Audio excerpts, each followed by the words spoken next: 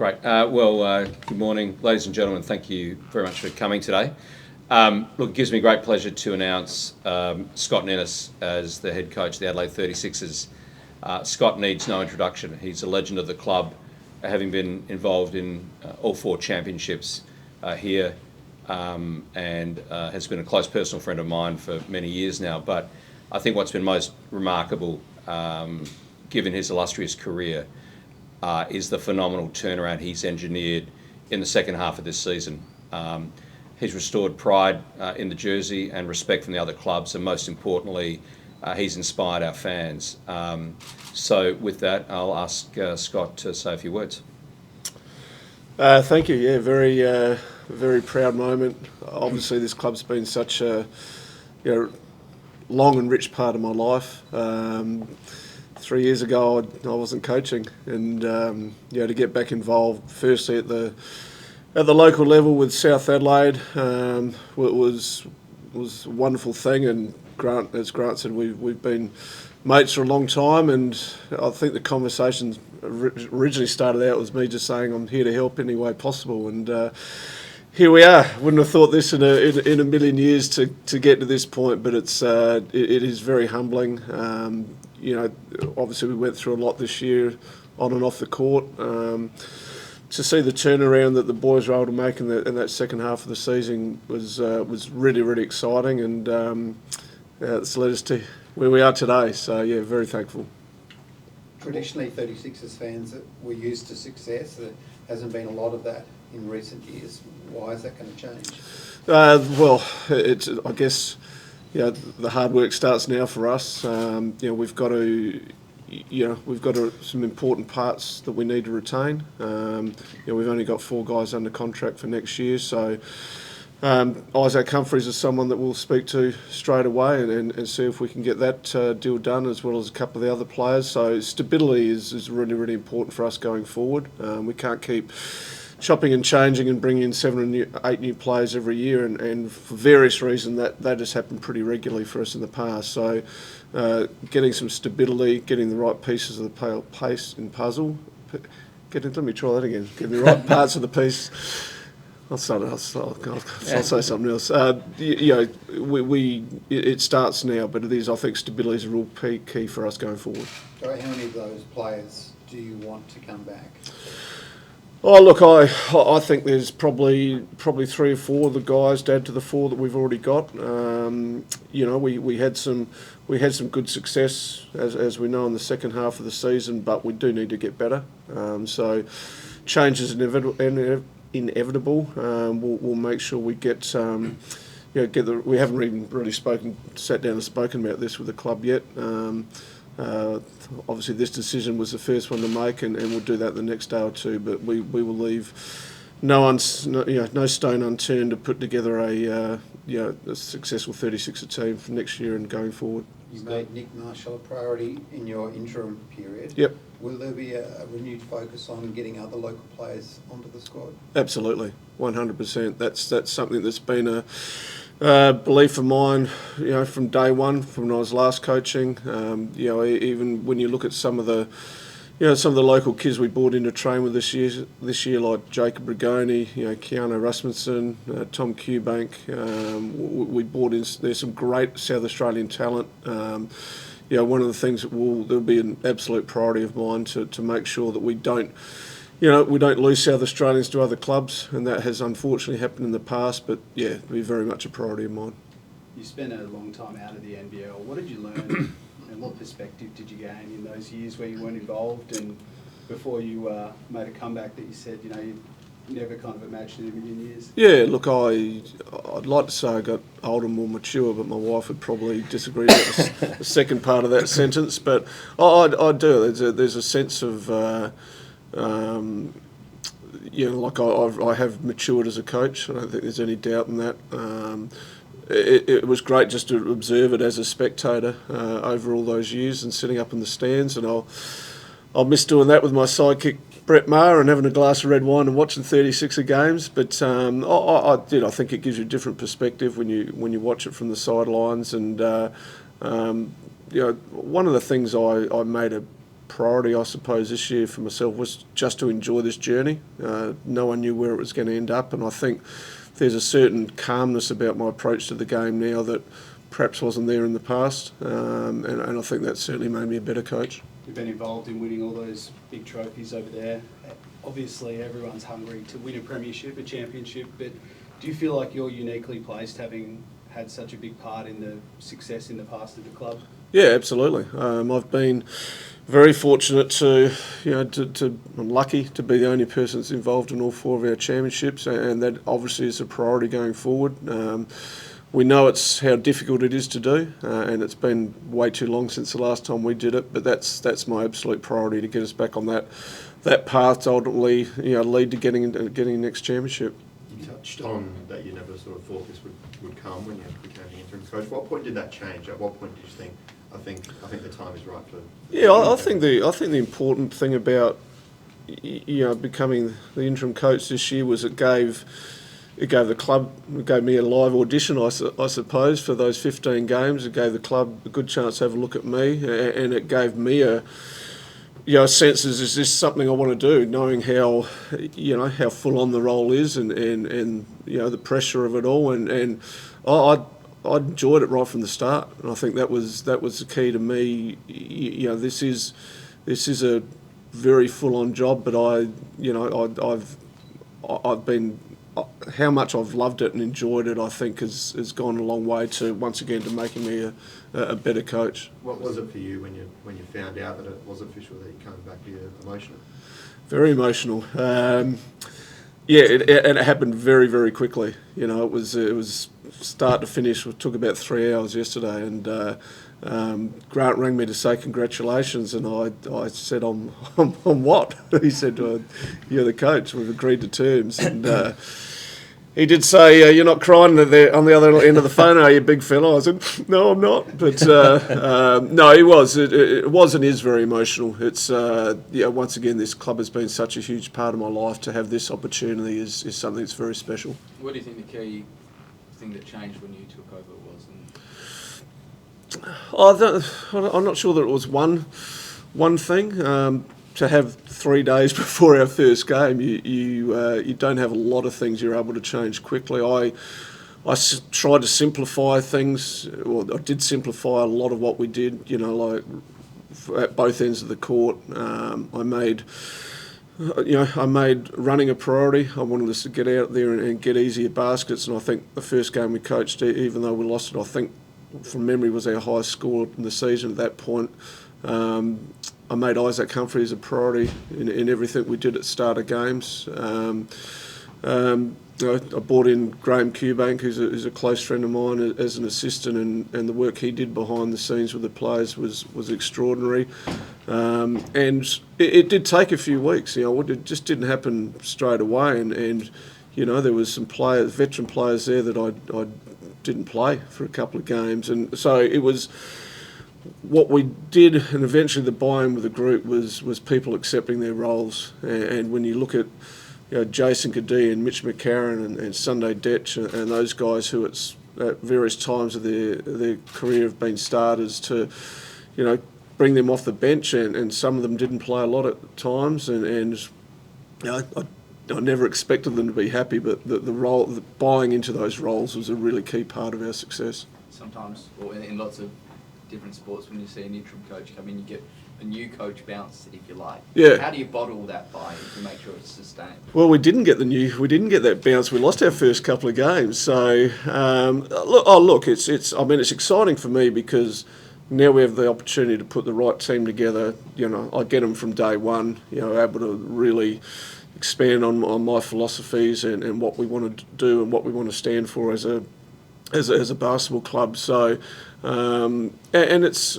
I no secret I admire Scott Roth and what he's done with the Tasmania Jack Jumpers, and the way they recruit and look for character people as much as they look for basketballers, I think is a real really important thing to do. So look, I'm just looking forward to getting hold of it. I wish the season was starting tomorrow. So it's, no, we've got a lot of work to do, obviously. Grant, was there a light switch moment when you realised at some stage Scott could be your man? You obviously did your due diligence and waited to make a sensible decision at the end of the year, but was there a moment during the year you potentially realised Scott could be the guy?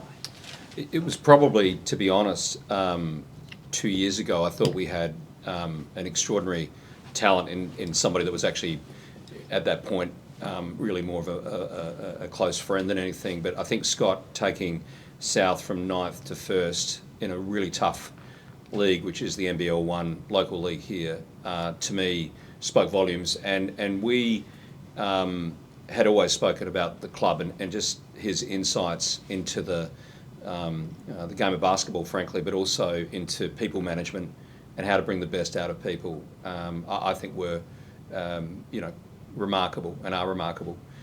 In terms of the process, though, given some missteps in the past, it was crucial that we do our diligence. But I think because of our relationship, we were able to actually navigate a very exhaustive due diligence process that was incredibly thorough, as has been reported, but do it in a way that was completely transparent and which preserved goodwill between Scotty and I, but most importantly, enabled him to resuscitate this team. My great concern with the coaching speculation was that it would distract him, but he showed his mental toughness.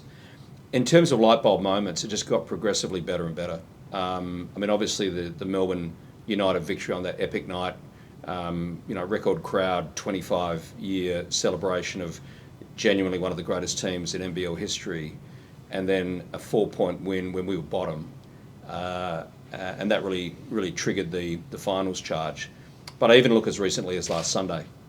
You take a team that had scored an average 90 points, which was the New Zealand Breakers, to hold them to 70 when they had everything to play for, I thought just spoke volumes of Scott's technical capability. So I believe that we have absolutely made the right choice for our club, not just in terms of our fans, but most importantly in terms of our basketball excellence. I've got full faith in Scott and his ability to deliver.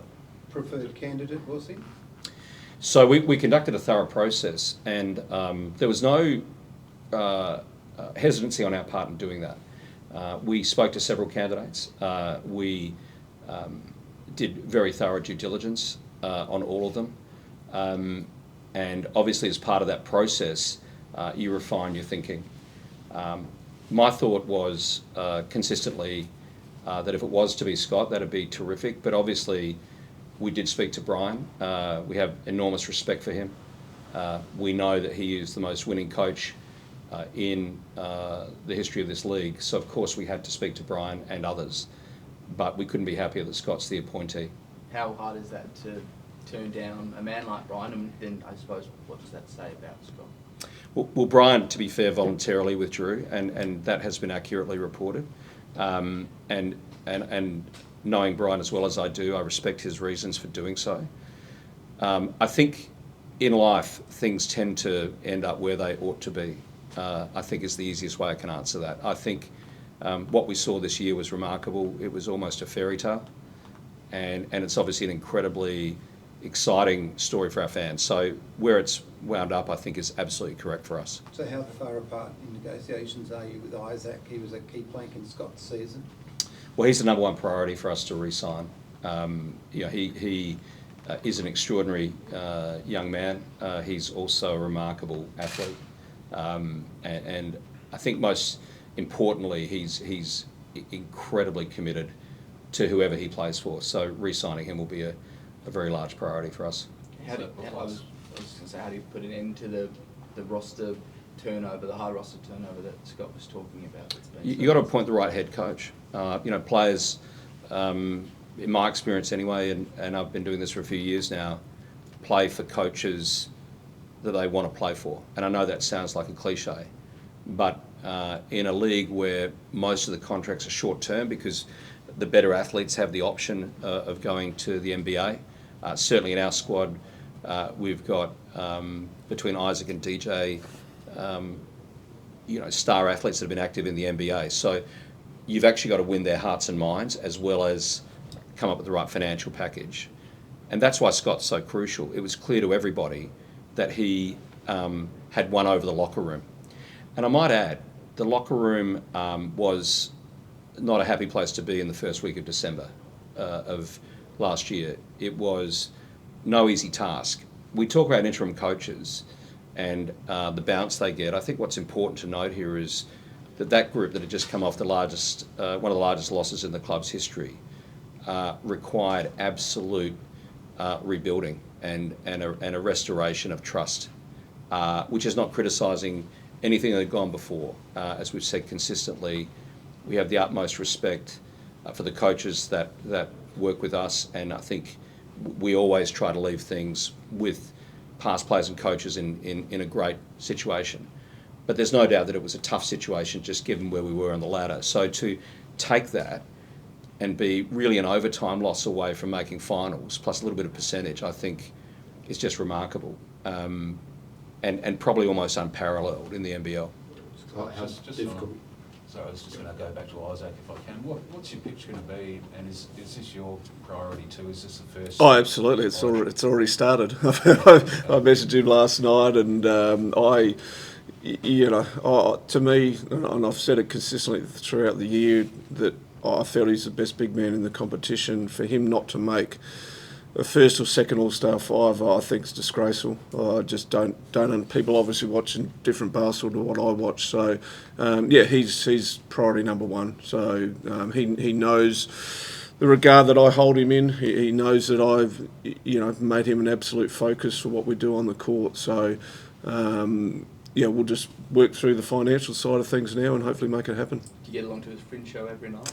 I've booked it. We have tickets. We do have tickets for the Friday night. So I saw him perform when he did it a few years ago, and he's remarkable. And there's sometimes you wonder why he's playing basketball when he's that talented at what he does. So no, I'll be there in the front row until he signs. Desh and Kadee both staying. There was some thought that they may seek greater opportunities elsewhere. No, I've been pretty open with them all along. They're contracted for next year. I think Jason Kadee has been, for me, has just been remarkable. He's like an extension of the coach on the floor, and one of the other things I did do this year was perhaps empower the players a little bit more to be creative with what they were doing offensively and defensively at times, and Kadee was a huge part of that. So no, they're all those guys are still a priority. But McCarron will be elsewhere. Once again, we haven't sat down and had any of these discussions about rosters. Mitch is obviously is out of contract, so. I guess the next stage for me is to sit down with players individually and have our exit meetings and just find out where everybody's heads are at. Brian touched on the morale when you came in. How tough was that to rebuild? Obviously, we saw parts of that coming to training. How tough was it to rebuild that morale? Oh, look, it was. Yeah, I mean, Grant touched on that game against Tasmania when we scored 59 points, and I don't think I've ever been involved in a game worse than that. I mean, I've been in teams that have had their asses kicked at times, but that was that one was right up there, and everyone was mentally shot to pieces, from coaches to players, and once again, I had 3 days before our first game, so. It did take a period of time before we were able to really, I guess, make significant change, because everyone was pretty mentally fried at that stage. But once again, I mean, this job is as much about player management as it is about X's and O's. So we spent a lot of time with players individually, and we were probably at a point at one stage with about 10 games to go where it could have gone either way. We could have almost shut up shop and not won another game. And I think it speaks of the resilience of this playing group, that they never gave up. And even the games we lost, we fought. You look at just about every other team in this competition, they've been blown out in multiple games at various times this year, and that hasn't happened to us. Even when we lost to Tasmania by 23 points, we got back to 10 in the last quarter and a couple of times, and at that stage we were still playing for I guess, percentages and whether we were going to make the finals. And my assistant coach said to me with a few minutes to go when the lead had blown out a little bit, are we playing to win this game or are we going to try and manage the margin? And I said, well, I'd play every game to win. So, perhaps if we'd done things a little bit differently, that margin might have been shorter again, but I'll always play to win. So I think that's the most pleasing thing, is that we always fought, and that's a pretty good quality to have. Scott, just an interest moving forward, on your wish list, have you got any players that you've thought about so far? We were in Melbourne on Monday night for the NBL MVP, and I reckon by the end of the night I'd tried to recruit about half of the NBL. So, look, once again, this is literally just happened. So we'll sit down, we'll discuss priorities where we need to get better, and then make decisions from there. Is there priorities you have? I've got a couple of ideas in mind, but I'll just leave them behind the scenes at the moment. But yeah, I've got a couple of people I'd love to have a chat to. In saying that, we look for 3 imports next year. Obviously, this year DJ kind of acted in that 3rd import role, but would you like to have a full cohort of 3? Look, once again, it's not a discussion we've had. I think if you can prioritise and get people like Isaac Humphries and DJ, and if you were able to jag another 1 or 2 high quality Aussies, then you may only need to go with 2 imports. Right now, once again, these are discussions to be had. I'm also very mindful of the fact that we can't blow the budget out of the water. That, once again, I'm conscious of the money that Grant has spent in this club, and I'm very mindful of being, I guess, shrewd in the way we recruit and the way we spend money.